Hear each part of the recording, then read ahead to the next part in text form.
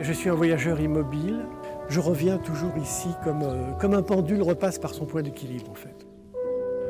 Heureux qui, comme Jean-Guy Soumy, a fait peu de voyages.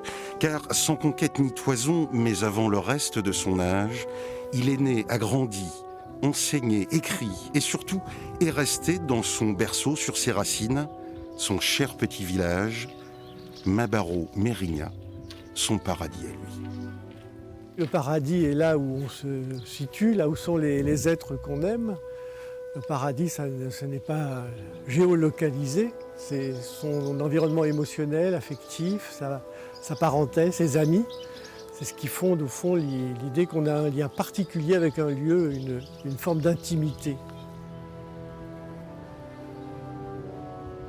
Cette intimité, c'est en quelque sorte l'idée que l'intérieur de soi-même et l'extérieur se reflètent, qu'il y a une forme d'unité. Et cela, je l'ai éprouvé très tôt par rapport à la géographie, à la géologie, au ciel, aux personnes, à l'histoire. J'ai eu le sentiment qu'il se jouait quelque chose de l'ordre de mon histoire personnelle en restant ici. Et comme il faut un jardin à l'Éden, Jean-Guy Soumy a trouvé le sien dans la forêt creusoise, où il aime s'enfoncer, errer, pour respirer, s'inspirer, donc se retrouver. Je crois que la forêt, c'est au fond le cœur de notre civilisation.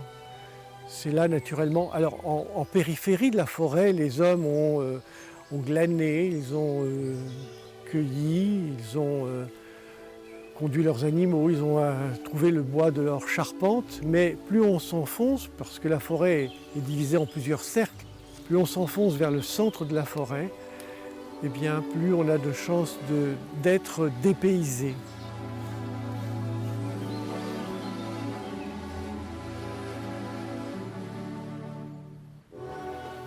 Je trouve que la forêt, c'est quand même le lieu où il y a un contact possible avec la sauvagerie.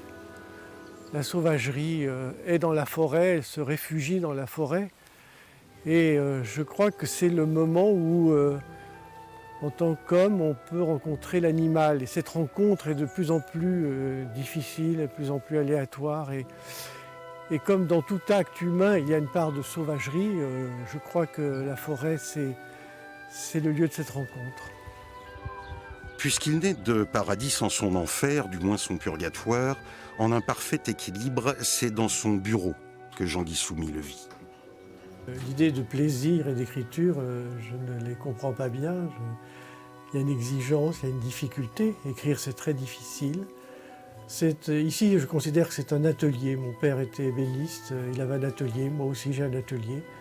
Et c'est dans ce triptyque Éden, Jardin, Purgatoire que Jean-Guy Soumy puise son harmonie, mieux, son satori, à Mabaro-Mérignac, son petit coin de paradis.